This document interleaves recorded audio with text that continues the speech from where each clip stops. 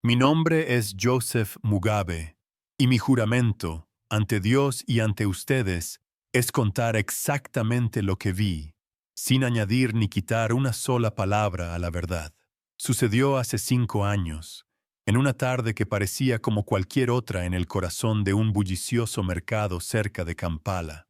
El aire estaba espeso, cargado con el olor dulce y penetrante de los mangos maduros, y el polvo seco de la tierra ugandesa que se levantaba con cada pisada. Yo era solo un espectador más, un hombre entre la multitud, observando el flujo caótico de la vida, sin saber que estaba a punto de presenciar un evento que rompería las leyes de nuestra realidad. Juro que cada detalle que voy a relatar está grabado en mi memoria no como un sueño, sino como la más vívida de las realidades, una que me cambió para siempre y que aún hoy, al cerrar los ojos, puedo sentir con la misma intensidad de aquel día. En una pequeña esquina de la plaza, lejos del ruido de los comerciantes y el regateo incesante, un pequeño grupo de creyentes había comenzado a cantar. Sus voces eran suaves, casi un susurro en medio del estruendo, pero su melodía creaba una isla de paz en un mar de caos. Cantaban con los ojos cerrados, ajenos al mundo que los rodeaba, y su serenidad era tan extraña y fuera de lugar que resultaba casi provocadora. Yo, como muchos otros, los observaba desde la distancia, con una mezcla de curiosidad y un profundo escepticismo arraigado en las tradiciones de nuestra tierra. No entendía su fe, no comprendía su calma frente a un mundo tan duro, pero había algo en su devoción que me impedía simplemente seguir mi camino. Sentía que esa paz no podía durar, que era demasiado frágil para sobrevivir en un lugar como aquel. Y entonces, la normalidad se quebró. No fue un grito ni una explosión lo que rompió el aire, sino algo mucho más sutil y aterrador, una sombra, la sombra de Mama Nakiobe, la hechicera más temida de toda la región, se proyectó sobre el suelo polvoriento, larga y oscura bajo el sol de la tarde, cayendo directamente sobre el pequeño círculo de cantantes. Al instante, un silencio antinatural se extendió desde ese punto como una onda expansiva, ahogando el ruido del mercado. Las conversaciones se detuvieron a media frase, el martillo de un herrero quedó suspendido en el aire, y hasta los niños dejaron de jugar. Fue un silencio pesado, denso, cargado de un miedo ancestral que todos conocíamos y respetábamos. En ese momento, supe que aquel no sería un día cualquiera. La tierra misma parecía haber dejado de girar, esperando. Ella no necesitaba hablar para imponer su presencia. Su nombre era un conjuro en sí mismo, un sinónimo de poder oscuro y de una autoridad que nadie se atrevía a cuestionar. La gente se apartaba a su paso, no por respeto, sino por un terror genuino que se transmitía de generación en generación. Yo sentí un frío recorrer mi espalda, un instinto primario que me gritaba que me alejara, que no mirara, que fingiera no estar allí. Pero mis pies estaban clavados al suelo, mis ojos fijos en la escena que se desarrollaba. Vi cómo los rostros de los creyentes, antes serenos, se tensaban ligeramente, aunque no dejaron de cantar. Era una confrontación silenciosa, un choque de dos mundos en el corazón de nuestro pueblo, y el aire, espeso y quieto, parecía contener la respiración, esperando un juicio inminente que todos sentíamos que estaba por llegar. Lo que presencié en los minutos siguientes desafió todo lo que creía saber sobre el poder, la fe y el miedo. Fue un momento que dividió mi vida en un antes y un después, y es por eso que siento la necesidad de compartirlo. Pero antes de continuar, quiero pedirte algo desde el fondo de mi corazón. Quiero que te suscribas a este canal, no por mí, sino para que estas historias de fe no se pierdan en el olvido. Y mientras lo haces, por favor, dime en los comentarios desde qué ciudad me estás escuchando. Saber que no estoy solo en este relato, que tu corazón me acompaña desde lejos, me da la fuerza para revivir lo que sucedió. Es un pequeño gesto, pero para mí significa que estamos conectados en este viaje, y eso es lo más importante en este momento. Después de esa breve pausa, el silencio en el mercado pareció volverse aún más profundo, más expectante. El sol de la tarde teñía todo de un color anaranjado y rojizo, como si el cielo mismo estuviera presagiando un conflicto. Mama Nakiobe finalmente se detuvo, a solo unos pasos del grupo, y se quedó allí, inmóvil, observándolos con una intensidad que parecía capaz de perforar el alma. Sus ojos, oscuros y penetrantes, eran la única cosa que se movía en su rostro impasible. El pequeño grupo de creyentes continuaba con su cántico, sus voces ahora un hilo frágil, pero inquebrantable en la quietud absoluta. Podía sentir la tensión acumulándose en mi pecho, una presión casi física, la certeza de que el delicado equilibrio de nuestro mundo estaba a punto de romperse de una manera violenta e irrevocable. Mama Nakiobe avanzó entonces, y cada uno de sus pasos parecía absorber el sonido y la luz a su alrededor. No caminaba como una mujer, sino como una tormenta contenida, una fuerza de la naturaleza que se había dignado a tomar forma humana. Sus ropas oscuras se agitaban sin viento, y el collar de huesos y semillas que llevaba al cuello producía un chasquido seco y rítmico, el único sonido en el silencio absoluto. Sus ojos, sin embargo, eran el verdadero epicentro de su poder. Ardían con un desprecio antiguo, una furia que no era personal, sino ancestral, dirigida no a las personas que cantaban, sino a la fe que representaban. Se detuvo frente a ellos, y el mundo entero pareció inclinarse para escuchar lo que vendría a continuación, un veredicto pronunciado por la tierra misma. Su voz, cuando finalmente habló, no fue un grito, sino un susurro áspero que cortó el aire como un cuchillo oxidado. Se burló de ellos, llamándolos niños perdidos que seguían a un dios extranjero, un espíritu débil que no tenía poder en aquella tierra sagrada. Cada palabra estaba impregnada de veneno, diseñada para sembrar la duda y el miedo. Recuerdo cómo su lengua chasqueaba al pronunciar maldiciones, que la mayoría de nosotros solo habíamos oído en cuentos de terror, contados en voz baja por los ancianos. La gente a mi alrededor retrocedió un paso más, creando un círculo vacío y perfecto alrededor de la confrontación. Ya no era una escena de mercado, se había convertido en un juicio ritual, y todos nosotros éramos el jurado aterrorizado, incapaz de intervenir. Lo más aterrador no fue su voz, sino la reacción de la multitud. El miedo inicial se transformó rápidamente en una especie de complicidad cruel.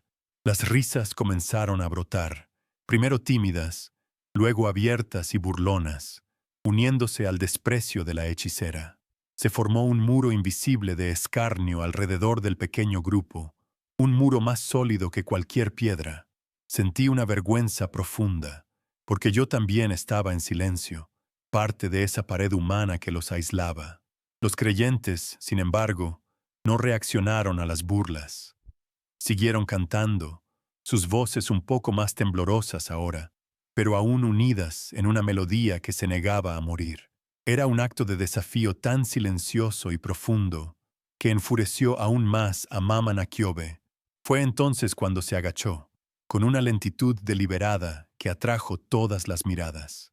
Metió la mano en un pequeño saco de cuero que llevaba atado a la cintura y sacó un puñado de polvo rojizo, un polvo que todos reconocimos al instante.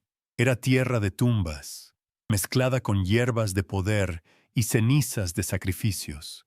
Era su arma más potente, un instrumento de maldición que, según se decía, podía robar la vista, la voz o incluso el alma. Sostuvo el polvo en la palma de su mano, levantándola lentamente hacia el sol, como si estuviera cargándola con el calor y la ira del día. Un jadeo colectivo recorrió a la multitud. Esto ya no era una simple intimidación. Era el comienzo de un ataque espiritual en toda regla. Con el polvo en su palma, lanzó su promesa al aire, una sentencia que resonó en el silencio. Prometió ceguera a sus ojos, para que nunca más pudieran ver la cara de su falso Dios. Prometió silencio a sus gargantas, para que sus cantos se convirtieran en arena y polvo. Y entonces, con un movimiento brusco, arrojó el polvo hacia ellos.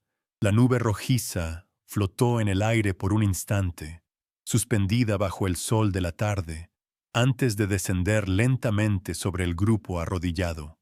Sentí el sabor amargo del polvo en mi propia boca, el picor en mis ojos, como si la maldición no fuera solo para ellos, sino para todos los que la presenciábamos sin hacer nada para detenerla. El polvo se asentó sobre ellos, cubriendo sus cabellos y sus ropas con una fina capa rojiza. Algunos tosieron, con los ojos cerrados con fuerza, pero nadie gritó, nadie huyó. En lugar de eso, se acercaron más unos a otros, formando un círculo aún más apretado, como si su unidad fuera el único escudo que poseían. Su canto se detuvo por un momento, ahogado por la tierra lanzada, pero luego resurgió, más bajo, casi un murmullo, pero más determinado que nunca. Era una resistencia increíble, una terquedad espiritual que yo no podía comprender. Estaban siendo atacados con la magia más oscura de nuestra tierra, y su única respuesta era un susurro de fe, una melodía frágil contra una tormenta de odio. Mama Nakiobe sonrió, una mueca sin alegría que le estiró los labios sobre los dientes. Señaló al sol, que comenzaba a descender hacia el horizonte, pintando el cielo de colores sangrientos. Su voz se elevó, esta vez con un tono de finalidad. Declaró que antes de que el sol se ocultara por completo, su Dios los habría abandonado, su fe se habría hecho cenizas y sus almas le pertenecerían a ella. Estableció un límite de tiempo, un reloj invisible cuya cuenta regresiva se medía por el movimiento del sol. De repente, la tarde dejó de ser perezosa y tranquila. Cada minuto que pasaba se sentía cargado de una urgencia terrible, la sensación de que estábamos avanzando inexorablemente hacia un desenlace que cambiaría todo para siempre. Yo sentí que el aire se volvía irrespirable, denso con una energía que casi podía ver. Ya no se trataba de una disputa local, ni de una demostración de poder. Era algo mucho más antiguo y fundamental. Era una batalla entre dos mundos, dos realidades que no podían coexistir en el mismo espacio. La fe de ellos, nacida en un desierto lejano, se enfrentaba al poder de nuestra tierra, una magia que había existido desde el principio de los tiempos. Y yo estaba allí, atrapado en medio, sintiendo el tirón de ambas fuerzas. El miedo a la hechicera luchaba dentro de mí contra una extraña y naciente admiración por la resistencia de aquellos extraños que se negaban a rendirse. Finalmente, comprendí la verdadera naturaleza de su amenaza. No se trataba de echarlos del mercado, ni siquiera de hacerles daño físico. Su objetivo era mucho más profundo y cruel. Quería profanar su fe, demostrar públicamente su impotencia. Quería que su propio Dios guardara silencio mientras sus hijos eran humillados, para que todos viéramos que su poder no era más que una historia vacía. Era un ataque a su dignidad, a su esperanza, a la misma presencia de lo sagrado en sus vidas. Y mientras Mama Nakiobe levantaba sus manos una vez más, preparándose para el golpe final, supe que lo que estaba en juego no era la vida de un puñado de creyentes, sino la respuesta a una pregunta que todos nos hacíamos en secreto. ¿Quién tenía realmente el poder en el mundo invisible que nos rodeaba? Frente a la furia de la hechicera, la misión de los creyentes se reveló no como una de acción, sino de una resistencia silenciosa y profunda. No se levantaron para huir, ni abrieron la boca para defenderse. En su lugar, como si hubieran tomado una decisión unánime sin intercambiar una sola palabra, se arrodillaron sobre la tierra caliente y polvorienta. El sol ugandés, ahora bajo y anaranjado en el cielo, castigaba sus espaldas sin piedad, dibujando sus siluetas contra el suelo como estatuas de una fe inquebrantable. El aire a su alrededor vibraba con las burlas de la multitud y la presencia opresiva de Mama Naqiobe, pero ellos parecían haber encontrado un santuario en su propia postura de humildad, un espacio sagrado en medio del caos que nadie más podía penetrar. Su misión era permanecer arrodillados sobre el mismo suelo del que la hechicera extraía su poder, reclamándolo no con fuerza, sino con sumisión. Vi cómo sus labios se movían, formando palabras que se perdían en el murmullo general, pero que yo sabía que eran oraciones. Eran susurros apenas audibles, un río subterráneo de sonido que fluía por debajo del estruendo del odio. El polvo rojizo que ella había lanzado se adhería a su piel sudorosa, picando en sus ojos y secando sus gargantas, un recordatorio constante y físico de la maldición que pendía sobre ellos. Sin embargo, no se frotaban los ojos ni intentaban limpiarse. Aceptaban el tormento como parte del camino, como si cada grano de arena fuera una prueba que debían superar. Recuerdo haberme enfocado en un niño pequeño que formaba parte del grupo. No tendría más de 7 u 8 años. Estaba arrodillado entre dos mujeres, probablemente su madre y su tía, y sus pequeños puños estaban apretados sobre sus rodillas. Tenía los ojos cerrados con tanta fuerza que le temblaban los párpados, y su rostro estaba contraído en una expresión de concentración absoluta. No lloraba, no se quejaba.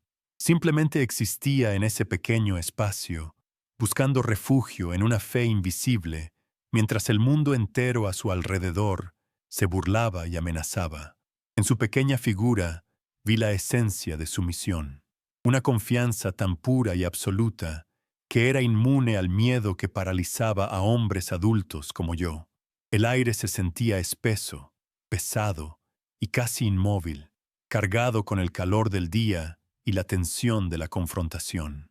El sudor corría por la frente de los creyentes, trazando surcos limpios a través del polvo rojizo que cubría sus rostros. Podía imaginar la sed abrasadora en sus gargantas, el dolor agudo en sus rodillas contra la tierra dura y pedregosa. La gente a mi alrededor seguía gritando insultos, animando a la hechicera, pero yo ya no los oía. Mi atención estaba fija en la resistencia silenciosa de aquel pequeño grupo. Sufrían físicamente, de una manera evidente y brutal, pero había una dignidad en su sufrimiento que lo transformaba en algo más, en una especie de ofrenda silenciosa. Fue entonces cuando ocurrió el primer pequeño signo, algo tan sutil que estoy seguro de que la mayoría no lo notó. Mientras la multitud rugía y Mama Naqiobe preparaba su siguiente acto, un viento suave, casi imperceptible, se levantó de la nada. No fue una brisa común que removiera el polvo de todo el mercado. Fue un soplo de aire fresco y limpio que pareció descender directamente sobre el círculo de creyentes. Vi cómo movía suavemente las hojas de un viejo árbol de mango que les daba sombra parcial, creando un susurro natural que por un instante pareció responder a sus plegarias silenciosas. Fue un pequeño respiro, un toque de alivio en medio de la asfixia. Ese viento trajo consigo algo más. Por un brevísimo instante, el olor penetrante a polvo, sudor y miedo fue reemplazado por una fragancia inexplicable. Era un aroma dulce y fresco, como el de la tierra después de la primera lluvia, tras una larga sequía. Era el olor de la vida, de la renovación, y flotó en el aire alrededor de ellos por solo un segundo antes de desaparecer. Miré a mi alrededor, confundido, buscando la fuente de aquel perfume, pero no había nada. Fue un presagio, un susurro de la naturaleza que parecía decir que su resistencia no estaba ocurriendo en vano, que una fuerza diferente estaba comenzando a manifestarse en aquel lugar. El sol continuaba su lento descenso, y el tiempo impuesto por la hechicera se sentía cada vez más corto.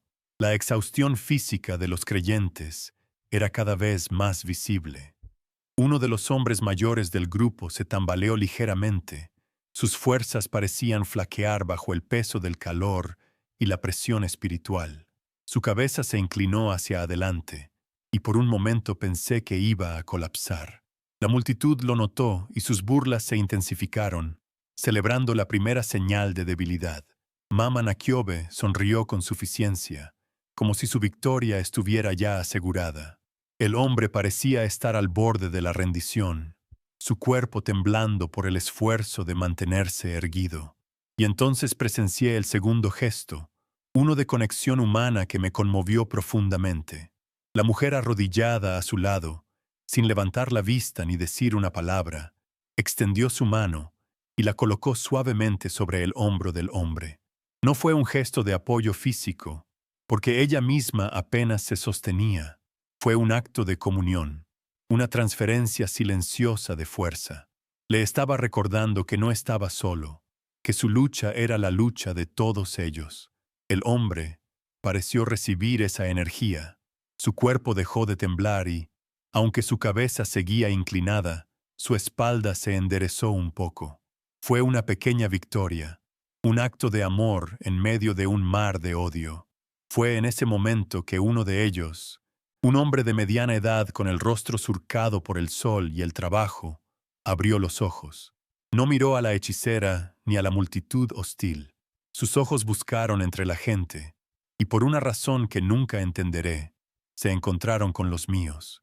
No había en su mirada súplica ni desesperación. Había una calma asombrosa, una paz que desafiaba toda lógica. Fue una mirada que no pedía ayuda, sino que me invitaba a ser testigo. Me sentí completamente expuesto, como si hubiera leído en mi interior mi miedo, mi duda y mi secreta admiración. En ese instante, dejé de ser un simple espectador y me convertí en parte de su historia. Esa mirada me hizo comprender la verdadera naturaleza de su misión. No estaban esperando un rescate espectacular, ni un milagro que los elevara por los aires. Su misión era mucho más terrenal, y a la vez, infinitamente más profunda. Consistía en habitar el momento presente, en soportar la prueba con una fe que no necesitaba ser demostrada con palabras o actos de poder. Su arrodillarse no era una señal de derrota, sino el acto de plantar una semilla en un terreno hostil.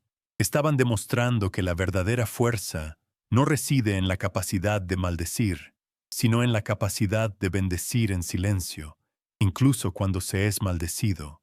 Comencé a sentir un cambio en la atmósfera, una vibración sutil que no provenía de la multitud ni de la hechicera. Era como si su perseverancia, su resistencia pasiva, estuviera alterando el tejido mismo de la realidad en esa pequeña esquina del mercado. Cada segundo que pasaban arrodillados, cada oración susurrada, era como una gota de agua cayendo sobre una roca. Parecía insignificante, pero la suma de todas esas gotas estaba comenzando a erosionar la base del poder oscuro que los oprimía. La tensión ya no era solo entre ellos y la mujer, era algo mucho más grande, una confrontación a nivel cósmico. El viento suave, el perfume inexplicable, el gesto de apoyo, la mirada de paz. Empecé a conectar los puntos. No eran coincidencias, eran señales, pequeños faros de luz en una oscuridad abrumadora que indicaban que su misión estaba siendo reconocida por una autoridad superior. Estaban siendo preparados, fortalecidos para lo que estaba por venir. Su resistencia no era solo para sobrevivir al ataque de Mama Nakiobe, sino para purificar el terreno, para convertir ese círculo de polvo y miedo en un altar sagrado sobre el cual algo mucho más grande estaba a punto de manifestarse. Me di cuenta de que cada paso físico que damos en la vida es también un paso espiritual. Ellos no se estaban moviendo, pero estaban viajando a través de un paisaje interior de dolor, miedo y fe. Estaban cruzando una frontera invisible, no con sus pies, sino con sus almas. Y yo, al observarlos, sentía que también estaba siendo arrastrado en ese viaje. Su misión se había convertido, en cierto modo, en mi propia iniciación. Estaba aprendiendo que a veces la batalla más importante no se gana luchando, sino manteniéndose firme, esperando que la luz encuentre su camino a través de las grietas de la oscuridad. Al final de ese acto de resistencia silenciosa, mientras el sol tocaba casi el horizonte, sentí que algo estaba a punto de romperse. La misión de soportar estaba llegando a su fin, y el propósito de su sacrificio estaba a punto de ser revelado. El aire se volvió denso una vez más, pero esta vez no era con el poder de la hechicera, sino con una expectativa palpable, como la calma que precede a una gran tormenta. Supe entonces, con una certeza que me heló los huesos, que no estábamos simplemente presenciando una disputa de fe. Estábamos en el umbral de un juicio, y el cielo mismo se estaba inclinando para mirar. El punto de quiebre llegó de una manera que nadie esperaba, no con un acto de violencia física, sino con un gesto de arrogancia suprema. Mama Nakiobe, de pie en el centro del círculo de creyentes arrodillados, pareció absorber toda la energía del lugar, creciendo en estatura y presencia con cada segundo que pasaba. El sol, ya muy bajo en el horizonte, la bañaba en una luz dorada y rojiza que la hacía parecer una deidad antigua forjada en fuego y tierra. Su rostro era una máscara de triunfo absoluto, y una sonrisa lenta y cruel se dibujó en sus labios. La multitud, que antes gritaba y se burlaba, ahora guardaba un silencio reverencial, como si estuvieran ante la manifestación de un poder innegable. Todos esperábamos el golpe final, el acto que sellaría su dominio sobre nosotros para siempre. Entonces, con una lentitud teatral que paralizó el corazón de todos los presentes, levantó ambas manos hacia el cielo despejado. No fue un gesto de súplica ni de adoración, fue un acto de desafío, de una soberbia tan inmensa que parecía querer tocar el rostro mismo de Dios solo para abofetearlo. Sus dedos se extendieron como garras, como si quisiera arrancar al sol del firmamento y reclamar su poder para sí misma. Pude ver los músculos tensos en sus brazos, la energía oscura que parecía emanar de ella en ondas visibles. El aire a su alrededor se volvió pesado, espeso, cargado con una electricidad que erizaba la piel. Nadie se movía, nadie respiraba. El universo entero parecía haberse detenido para presenciar esa blasfemia. Y en ese silencio absoluto, ella gritó. No gritó una maldición en nuestra lengua nativa, ni un conjuro antiguo. Gritó un nombre, el nombre que los creyentes habían estado susurrando en sus oraciones. Gritó el nombre de Cristo, pero no lo pronunció con fe ni con reverencia. Lo escupió al cielo como un insulto, como un reto. Era una provocación directa, un llamado a un rival que ella creía inexistente o impotente. Su voz, cargada de veneno y triunfo, resonó en la plaza del mercado, rebotando en los muros de las tiendas y en los rostros atónitos de la gente. Y después del grito, vino el silencio más profundo y aterrador que he conocido en mi vida. Un silencio que era una respuesta en sí mismo. Fue como ver una vela apagarse en una ráfaga de viento. Uno por uno, los hombros de los creyentes arrodillados se desplomaron. Sus cabezas, que se habían mantenido erguidas con tanta dignidad, cayeron hacia sus pechos en un gesto de derrota total. Pude ver el último vestigio de esperanza abandonar sus cuerpos, dejando solo el peso aplastante de la humillación. Su resistencia silenciosa, su fe inquebrantable, se había estrellado contra un muro de silencio divino. No hubo respuesta del cielo, no hubo señal, solo el eco de su desafío y la risa silenciosa de la hechicera. La batalla había terminado, y era evidente para todos quién había ganado. La oscuridad se había tragado su pequeña luz, y en ese instante, algo dentro de mí también se rompió. La extraña admiración que había sentido por ellos, la pequeña semilla de esperanza que su resistencia había plantado en mi corazón, se secó y se convirtió en cenizas. Sentí una desolación profunda, un vacío frío que se extendió desde mi estómago hasta mi garganta. El mundo a mi alrededor perdió su color, Los vibrantes tonos del mercado se volvieron grises y opacos.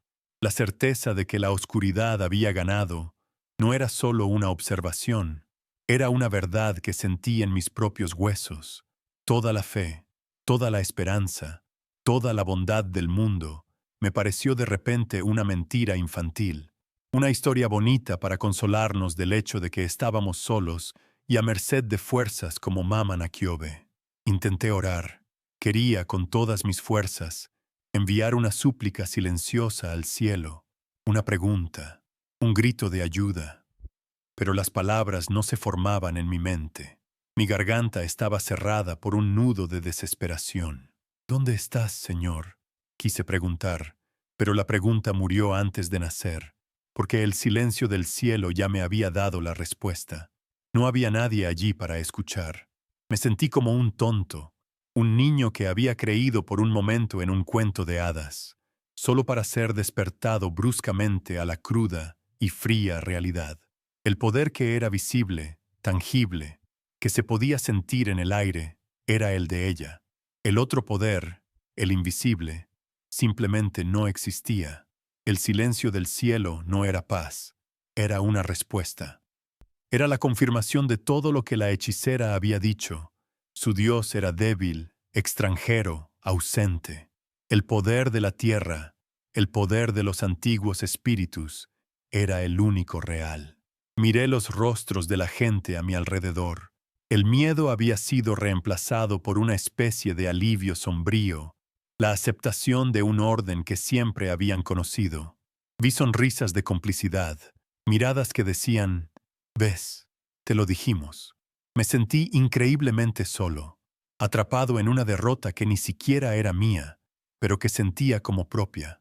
La vergüenza me quemaba por dentro, vergüenza por haber dudado, por haber esperado algo más, por haber sido testigo de su humillación sin hacer nada, justo cuando el peso de esa derrota amenazaba con aplastarme por completo, cuando estaba a punto de darme la vuelta y alejarme para siempre de esa escena. Un recuerdo fugaz cruzó mi mente. No fue una visión grandiosa, ni una revelación divina.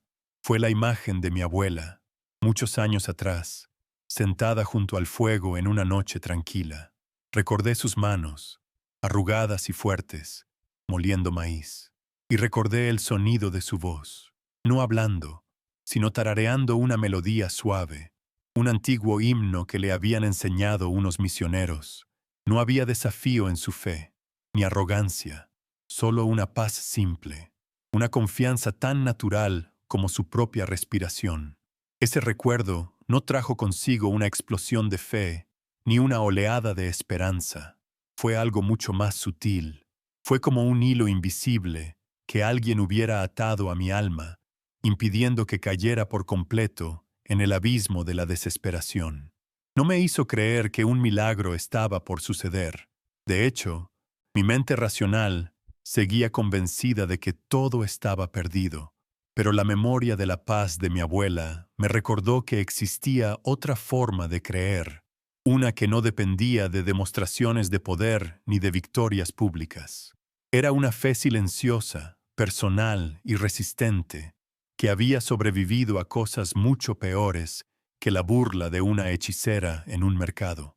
Abrí los ojos, como si hubiera estado en otro lugar por un momento, y miré de nuevo la escena. Nada había cambiado. Los creyentes seguían arrodillados y vencidos. Mama Nahkiobe seguía de pie, saboreando su victoria bajo el cielo silencioso. La multitud la observaba con una mezcla de temor y adoración. La desesperación seguía siendo la nota dominante en el aire, pero gracias a ese pequeño recuerdo, algo dentro de mí se negó a aceptar ese final. No era esperanza, no todavía. Era más bien una pregunta silenciosa, una duda terca que se negaba a morir. ¿Es este realmente el final de la historia? ¿Es el silencio la única respuesta posible? El sol finalmente se rindió y se ocultó tras las colinas distantes, sumergiendo la plaza en las sombras crecientes del atardecer. La luz dorada del triunfo se había ido, reemplazada por los tonos fríos y grises del anochecer. Un viento frío se levantó, arrastrando consigo hojas secas y polvo, como si la propia naturaleza estuviera barriendo los restos de una batalla concluida. La hechicera bajó lentamente sus brazos, y una quietud final, pesada y absoluta, se asentó sobre todos nosotros. Era la calma de la conclusión, la aceptación de un veredicto irrevocable. En ese momento, en esa oscuridad incipiente, no había lugar para la duda. La oscuridad había ganado. Y entonces, en el corazón de esa oscuridad absoluta, en el momento preciso en que toda esperanza se había extinguido por completo, el cielo respondió. Pero no fue una respuesta de palabras, ni una visión celestial que solo unos pocos pudieran ver. Fue una respuesta que todos sentimos en la médula de nuestros huesos, una interrupción tan fundamental de la realidad que detuvo el latido de cada corazón en aquella plaza.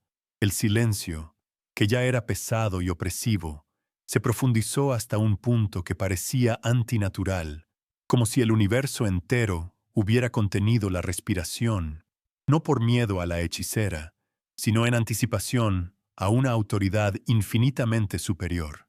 Fue un silencio que no era vacío, sino que estaba lleno de una presencia inminente, una calma terrible que precede a la revelación. En ese instante suspendido en el tiempo, el aire mismo pareció cambiar de textura. Dejó de ser el aire caliente y polvoriento del mercado y se convirtió en algo denso, vibrante, cargado de una energía que casi podía saborear en la lengua, un sabor metálico y puro como el del ozono después de un rayo. Sentí un escalofrío recorrer mi espalda, no de frío, sino de una conciencia repentina y abrumadora de mi propia pequeñez. Ya no éramos una multitud de personas observando un conflicto humano. Éramos partículas de polvo a punto de presenciar un acto de creación o de destrucción. La quietud era tan profunda que podía escuchar el zumbido de mi propia sangre en los oídos, un sonido insignificante ante la majestad silenciosa que nos envolvía a todos. De repente, sin una nube en el cielo crepuscular, un trueno retumbó. No fue el estruendo lejano de una tormenta que se acerca, sino una explosión seca, única y ensordecedora, que pareció nacer directamente sobre nuestras cabezas. Fue una fractura en la tela misma del silencio, un sonido tan poderoso y tan cercano que sacudió el suelo bajo nuestros pies. Las ollas de barro en los puestos del mercado vibraron, y algunos de los mangos maduros cayeron de sus pilas con un ruido sordo que nadie oyó, porque el trueno lo había consumido todo. No fue un sonido de la naturaleza, fue una declaración, una palabra pronunciada en un lenguaje de poder puro que nadie podía malinterpretar. Fue la respuesta directa al desafío de la hechicera. Inmediatamente después del sonido, vino la luz. Una columna de luz blanca y pura, más brillante que el sol del mediodía, descendió del cielo vacío y golpeó el centro exacto del círculo. No era una luz que calentara, sino una que purificaba, que borraba todos los colores y todas las sombras, dejando solo su propia intensidad cegadora. Tuve que cubrirme los ojos con las manos, pero aún así podía ver su resplandor a través de mis párpados. La luz no iluminaba a Mama Nakiobe, parecía atravesarla, revelando no su poder, sino su fragilidad. Era una luz que no solo se veía, sino que se sentía, una presión tangible en el aire, una presencia física que nos empujaba a todos hacia el suelo. La multitud reaccionó con un solo movimiento, como un animal asustado. Hubo un jadeo colectivo, un suspiro de terror y asombro que fue ahogado instantáneamente por la majestuosidad de la escena. La gente cayó de rodillas, no por elección, sino por instinto. Los rostros que antes estaban llenos de burla y desprecio, ahora eran máscaras de pavor primordial. Algunos se postraron con el rostro en la tierra, como si no se atrevieran a mirar directamente a la fuente de aquel poder. El muro de escarnio se había derrumbado, reemplazado por un círculo de adoración aterrorizada. Nadie gritó, nadie huyó. Estábamos todos paralizados, atrapados en un momento sagrado y terrible que superaba nuestra comprensión. Todos los ojos, a pesar del brillo, se volvieron hacia Mama Nakiobe. La arrogancia se había desvanecido de su rostro, reemplazada por una expresión de incredulidad y terror absoluto. Sus ojos, antes llenos de oscuridad y poder, ahora estaban abiertos de par en par, reflejando la luz blanca con un pánico que nunca había visto en un ser humano. Era el terror de alguien que había pasado toda su vida invocando y controlando espíritus menores, y que de repente se encontraba cara a cara con el maestro de todos ellos. Ya no era la hechicera, la dueña del miedo, era solo una mujer, pequeña y vulnerable, ante una fuerza que la desbordaba por completo. Su cuerpo comenzó a convulsionarse violentamente. No era un ataque epiléptico, sino algo más controlado, más intencional. Era como si una corriente de energía pura estuviera pasando a través de ella, sacudiendo cada fibra de su ser. Sus brazos se agitaron sin control. Sus manos se abrieron y cerraron como si intentaran aferrarse a un poder que se le escapaba como arena entre los dedos. Cada espasmo parecía arrancar de ella capas de oscuridad, despojándola de la autoridad que había ostentado durante tanto tiempo. Estábamos presenciando en tiempo real el desmantelamiento de su fortaleza espiritual, ladrillo por ladrillo, por una fuerza invisible y abrumadora, y entonces sus rodillas cedieron. No se desmayó. Fue como si una mano invisible la hubiera empujado hacia abajo con una fuerza irresistible. Cayó de bruces sobre la tierra, su rostro impactando contra el mismo polvo que había usado para maldecir. Y desde esa posición de humillación total, una sola frase escapó de sus labios, no un grito de desafío, sino un susurro ahogado, roto por el reconocimiento y el terror. Su voz, que antes había desafiado al cielo, ahora solo pudo admitir la verdad. Con la boca llena de tierra, la oímos decir, «Él está aquí». Fue la confesión final, la rendición incondicional de su poder ante la presencia que había descendido. Mientras ella yacía en el suelo, la luz comenzó a interactuar con el polvo rojizo que aún flotaba en el aire, el instrumento de su maldición. El polvo, que representaba la muerte, la tumba y el poder de la tierra, fue tocado por la luz celestial, y en un instante cambió.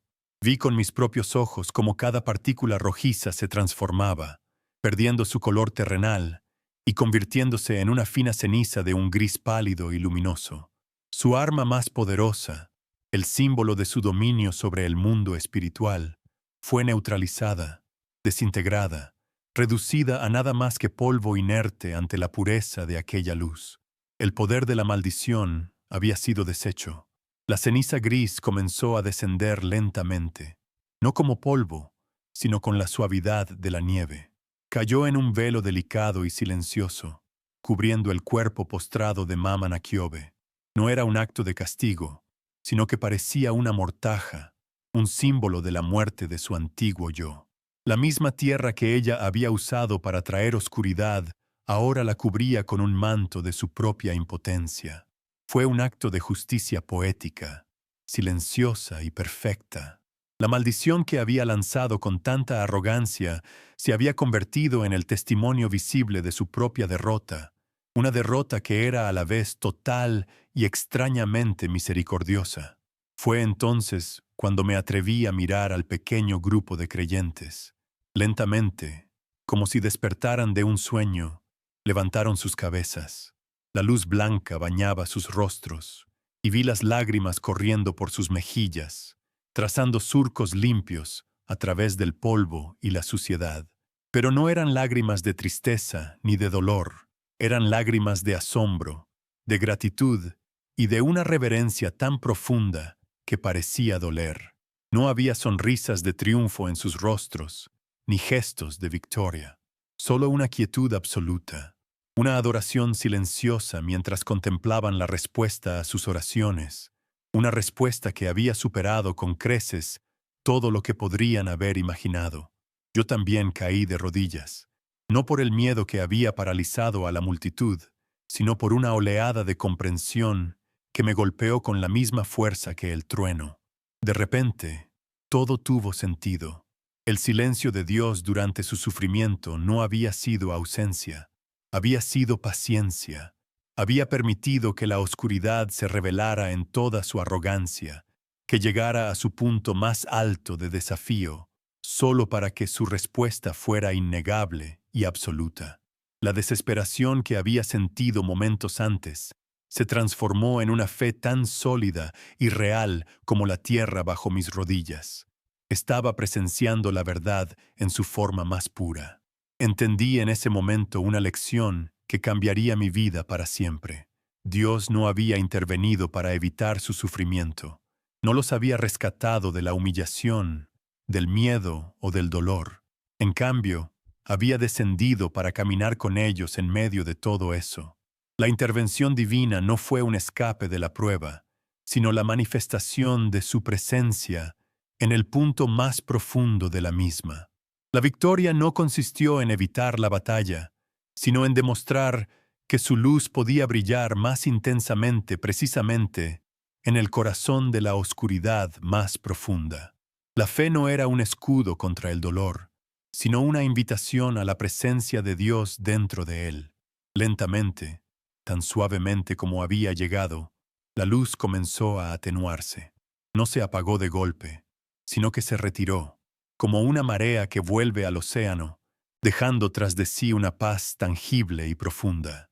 El brillo cegador se convirtió en un resplandor suave y dorado que parecía bendecir todo lo que tocaba. El aire, antes cargado de una tensión eléctrica, ahora se sentía ligero, limpio y fresco. Un nuevo silencio descendió sobre la plaza, pero este era diferente. No era el silencio del miedo ni el de la ausencia.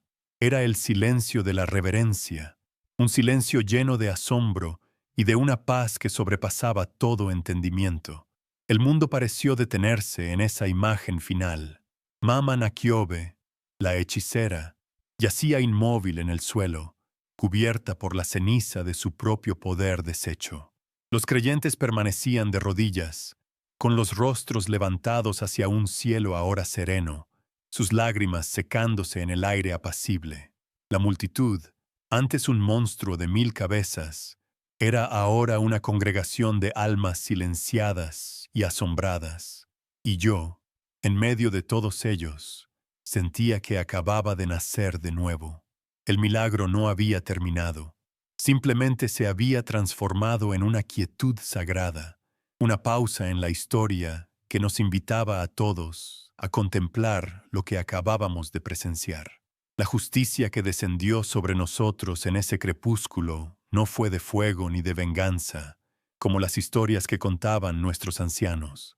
Fue una justicia de revelación, una verdad tan abrumadora que no dejó espacio para nada más. Cuando la luz se retiró por completo, el silencio que quedó era más profundo y pesado que cualquier grito. Era un silencio que obligaba a la introspección, que forzaba a cada alma presente a confrontarse con lo que acababa de ver. La gente a mi alrededor ya no era una multitud ruidosa y burlona. Éramos un conjunto de estatuas de sal, congelados en el tiempo por un asombro que bordeaba el terror sagrado. Nadie se atrevía a moverse, nadie se atrevía a susurrar. Solo podíamos mirar, con los ojos bien abiertos, el epicentro de aquel poder, donde la mujer que había desafiado al cielo ahora yacía como un simple bulto en el suelo. Algunos, los que tenían el corazón más endurecido o la conciencia más culpable, no pudieron soportar esa quietud. Se levantaron de un salto, con el pánico dibujado en sus rostros, y huyeron despavoridos hacia la oscuridad creciente, como si pudieran escapar del recuerdo de lo que habían presenciado. Pero la mayoría de nosotros no podíamos movernos. La fuerza que nos había puesto de rodillas nos mantenía allí, no por miedo al castigo, sino por un respeto abrumador. Sentí las lágrimas calientes corriendo por mis mejillas, pero no eran de tristeza. Eran lágrimas de alivio, de una gratitud tan inmensa que dolía.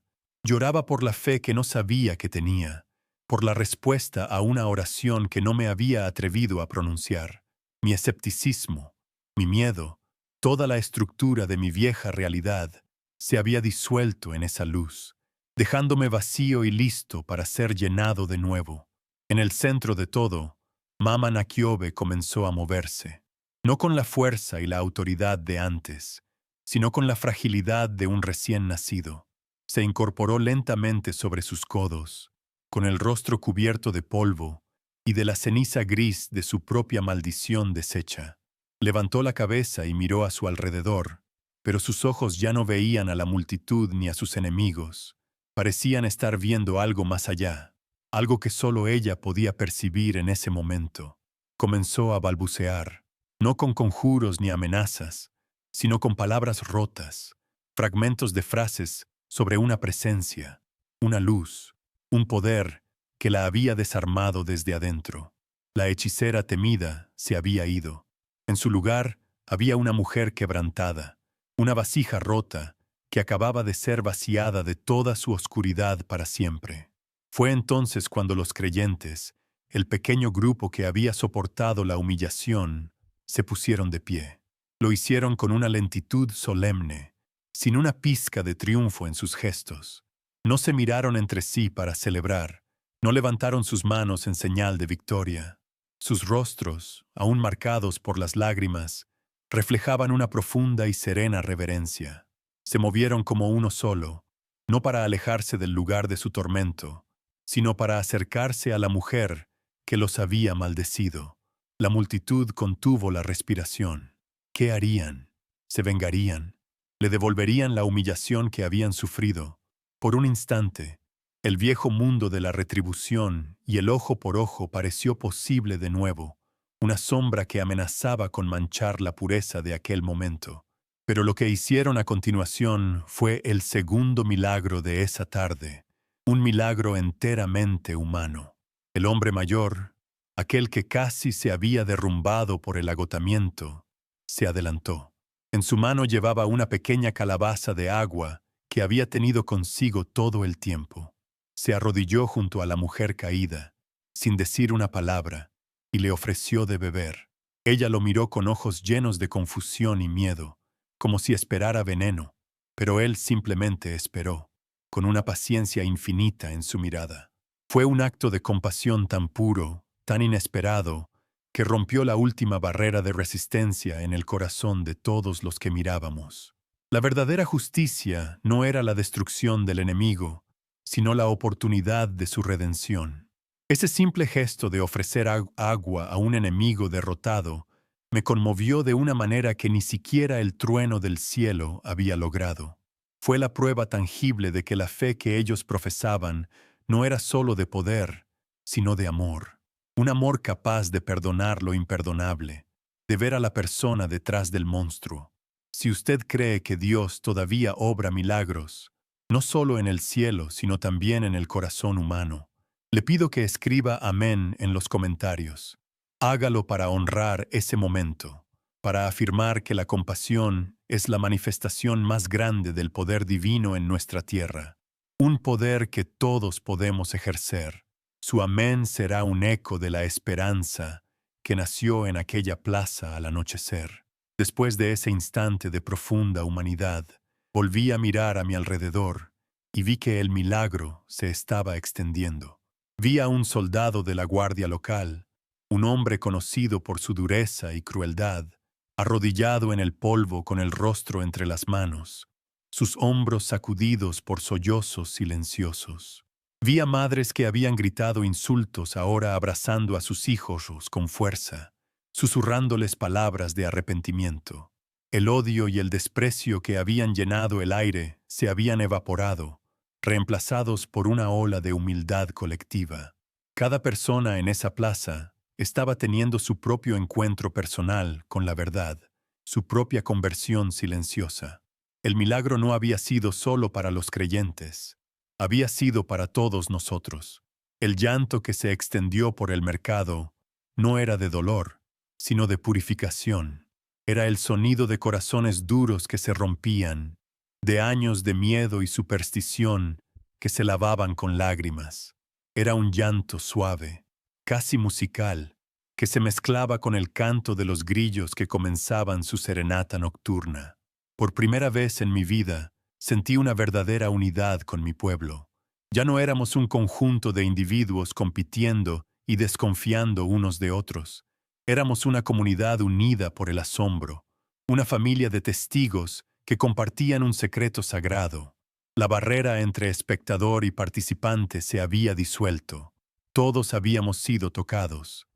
Todos habíamos sido cambiados por lo que habíamos visto juntos. Comprendí entonces la naturaleza de la justicia divina. No se trataba de un juicio con un veredicto y una sentencia. Era simplemente la exposición a la luz. La oscuridad de Mama Nakiobe no había sido combatida con otra oscuridad, sino que se había desvanecido en presencia de una luz absoluta. Su poder, basado en el miedo y el secreto, no pudo sobrevivir al ser revelado por lo que realmente era, frágil, temporal y, en última instancia, vacío. La justicia no fue un acto de destrucción, sino de restauración del orden natural de las cosas, donde la luz es más fuerte que la oscuridad y el amor es más poderoso que el odio. Fue una lección que se grabó en mi alma. Lentamente, como si despertara de un trance, Mama Nakiobe extendió una mano temblorosa y aceptó la calabaza. Bebió el agua con avidez, y con cada sorbo, algo de la tensión abandonaba su cuerpo. Cuando terminó, el hombre le ayudó a sentarse. Ella no dijo gracias, no todavía. Simplemente se quedó allí, sentada en la tierra, mirando a las personas que había querido destruir, con una expresión de asombro infantil en su rostro. Era como si estuviera viendo el mundo por primera vez, sin el velo de poder y amargura que había cubierto sus ojos durante tantos años. Estábamos presenciando el nacimiento de un alma nueva en el cuerpo de una vieja enemiga. El aire, que antes había sido sofocante y pesado, con la tensión y el polvo, ahora se sentía increíblemente ligero y fresco. Una brisa suave sopló a través de la plaza, llevándose los últimos vestigios del olor a miedo y sudor, y trayendo en su lugar el perfume de las flores nocturnas de los árboles cercanos. Era como si la tierra misma estuviera exhalando un suspiro de alivio, liberada de una carga que había soportado durante generaciones. La paz que descendió sobre nosotros no era la ausencia de conflicto, sino una presencia activa y palpable. Era una paz que calmaba, que sanaba, que envolvía todo en un manto de serenidad. La gente comenzó a levantarse, no con prisa, sino con una nueva solemnidad. Los comerciantes no se apresuraron a recoger sus mercancías. Las familias no corrieron a casa. En cambio, permanecieron allí, en pequeños grupos, hablando en voz baja, compartiendo lo que habían visto, tratando de dar sentido a lo incomprensible. Vi a vecinos que no se habían hablado en años poner una mano en el hombro del otro, en un gesto de reconciliación silenciosa. La confrontación que había amenazado con destrozar nuestra comunidad se había convertido, milagrosamente, en el pegamento que comenzaba a unirnos de nuevo, pero sobre una base completamente nueva de humildad y respeto mutuo. El acto terminó con una imagen que nunca olvidaré. El pequeño grupo de creyentes, sin decir una palabra, ayudó a Mama Nakiobe a ponerse de pie.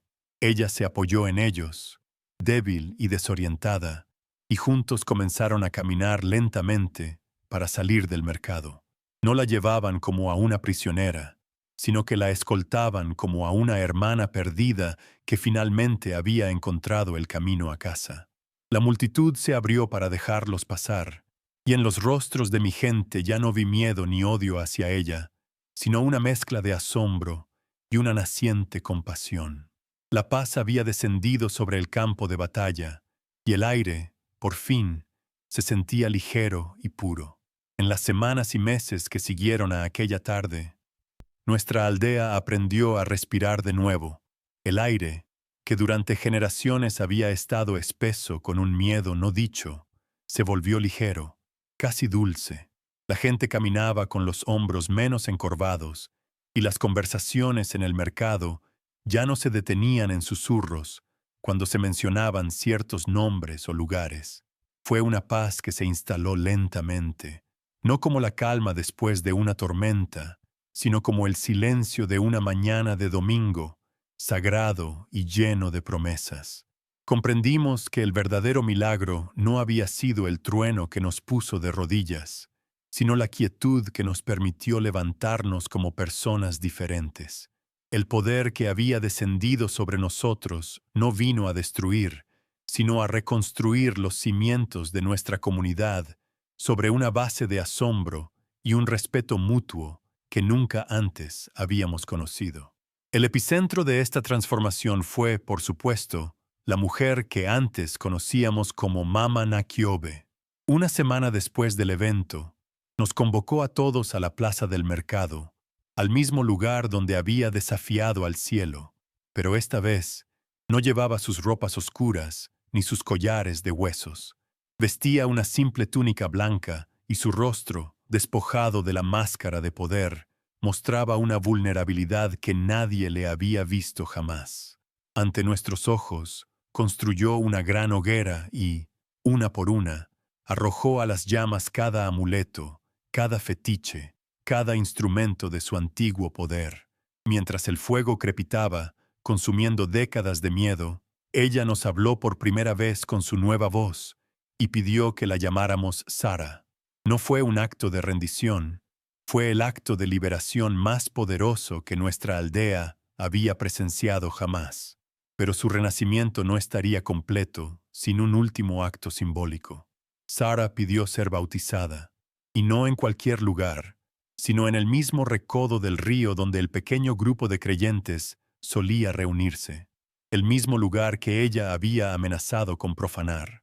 Recuerdo el silencio de la multitud mientras la veíamos caminar hacia el agua. No había miedo en sus ojos, solo una profunda serenidad. Cuando se sumergió y volvió a emerger, con el agua corriendo por su rostro, fue como si dos mundos finalmente hicieran las paces. La antigua magia de la tierra y la nueva fe del cielo se encontraron en el cuerpo de una mujer, no para luchar, sino para abrazarse en un acto de perdón. En ese momento, el río no solo lavó a Sara, nos limpió a todos nosotros de la vieja enemistad que nos había dividido. Hoy, han pasado 5 años desde ese día, y la historia de lo que sucedió en el mercado ya no se cuenta en voz baja como un cuento de fantasmas. Se relata abiertamente, alrededor de las fogatas y en las reuniones familiares, pero no como una historia de magia, sino como un testimonio de misericordia. El nombre de Sara ya no inspira terror, sino un profundo respeto. Su vida se convirtió en la prueba andante de que el poder que te derriba con la verdad es el único que tiene la autoridad para levantarte con amor. Ella nos enseñó que la verdadera fuerza no reside en la capacidad de maldecir, sino en el coraje de ser quebrantado y permitir que una luz más grande te reconstruya, pieza por pieza, en algo completamente nuevo y mucho más hermoso. Lo que aprendí ese día, y en todos los días que siguieron, es que la fe no es un escudo que nos protege del miedo. No es un muro que construimos para mantener la oscuridad a raya. Es algo mucho más valiente. La fe es la capacidad de pararse en medio de la oscuridad más absoluta, con las rodillas temblando y el corazón lleno de dudas, y aún así, esperar la llegada del amanecer. No elimina la noche, pero nos da la certeza de que la luz siempre regresará. Es una confianza silenciosa, una paz que no se basa en la ausencia de problemas, sino en la presencia de una compañía invisible que camina con nosotros a través del valle de las sombras, transformando nuestro miedo en un faro para los demás. Aquel milagro en el mercado cambió el destino de nuestra aldea para siempre, y la conversión de Sara fue el sello de esa nueva alianza. Su bautismo fue un final poderoso para una historia de confrontación.